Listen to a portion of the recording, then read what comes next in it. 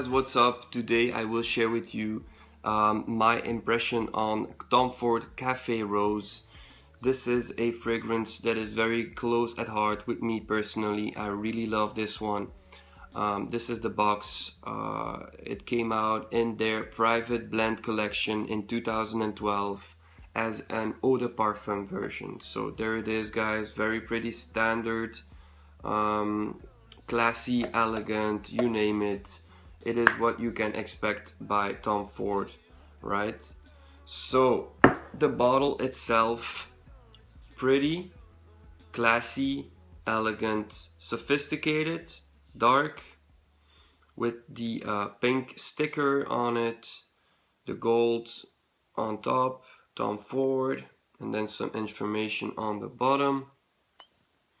A gold sprayer, which leaves a very good mist, just what you expect from this. Of course it is very pricey, but I do think the 100 ml is worth its price compared to the 50 ml because you get double the amount of fluid for only 80 or 90 euros plus here in Europe.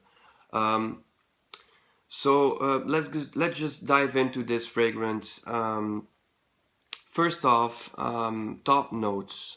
What do you get spraying this on your hand? This is actually a very pretty opening. There should be, according to Fragrantica, there should be saffron, May rose, and black pepper. Now, I can definitely detect the rose.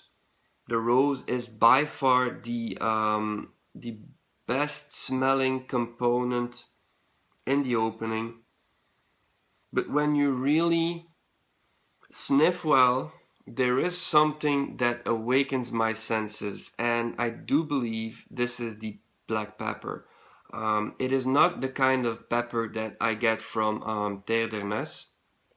Terre d'Hermès is really heavy on the pepper, and it can really be a little pungent as well, where in this fragrance the pepper is so well composed with the rose and the saffron. Saffron is also in here in the beginning.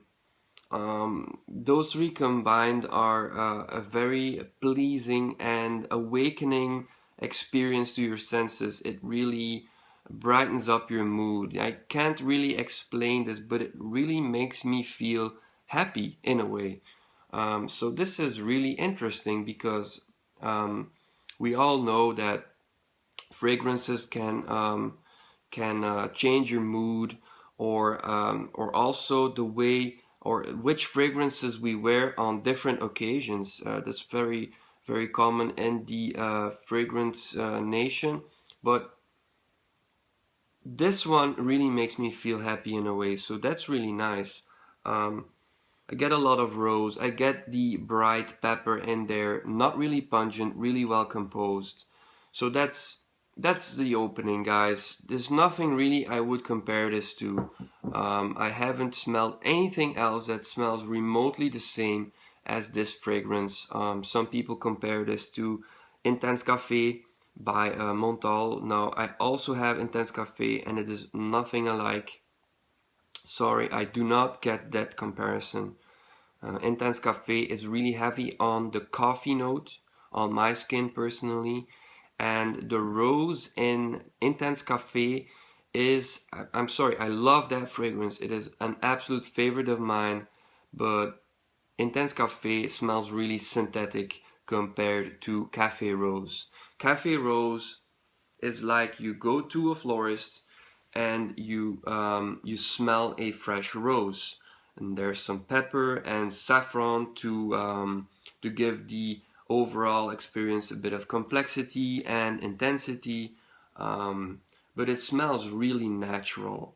Okay, guys. When it starts to dry down, I just sprayed this on my hand, of course, but out of memory, I did remember that the rose itself changed a bit. You know, Fragrantica says that the May rose makes place for two other kinds of roses, namely Turkish rose and Bulgarian rose.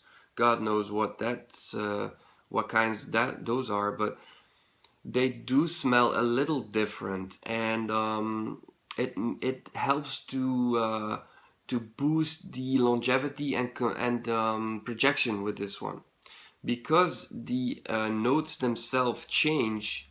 This is a complex experience. It's not a linear fragrance, and it helps you to detect the smell of the scent itself.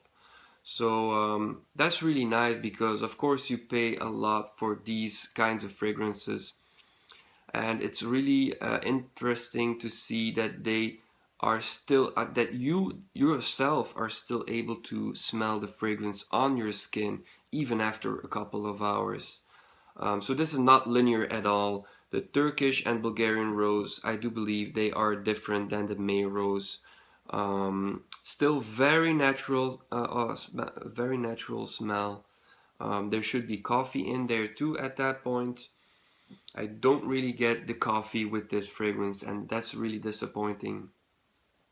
I wish it had coffee, because it is it is an interesting name, and it should have been a really interesting combination as well.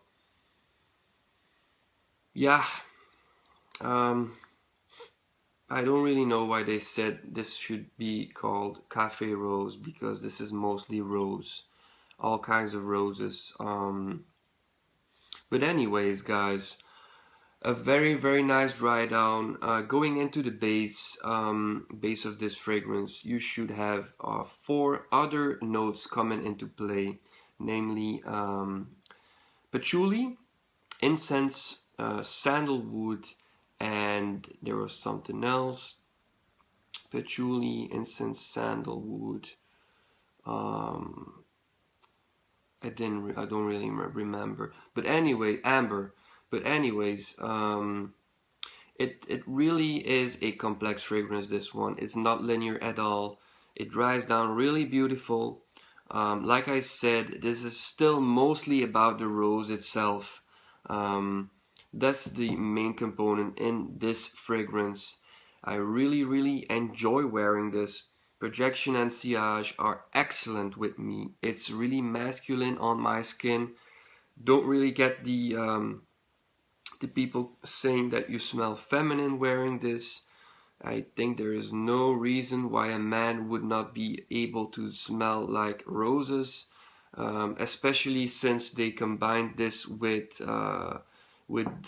unisex notes like patchouli and incense, the pepper. So this is definitely unisex to me, and it would smell amazing on a woman too.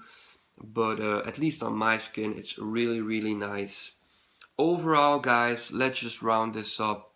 This is an absolute favorite of mine. I really, really love this, and my girlfriend does too. So that's really a win-win situation. I can wear this around the house. I can wear this to work.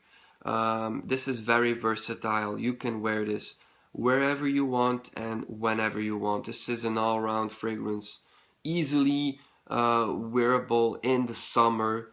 It is a very high performing, but I don't think it's overpowering.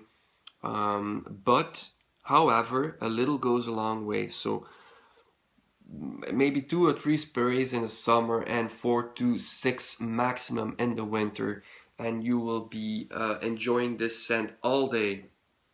Guys, if you haven't heard of it, of this Café Rose by Tom Ford, go check it out, because this is a masterpiece in my opinion. I cannot stress this enough. This is a beautiful fragrance, very well worth its money. Go check it out. Thank you for watching, and see you next time. Bye.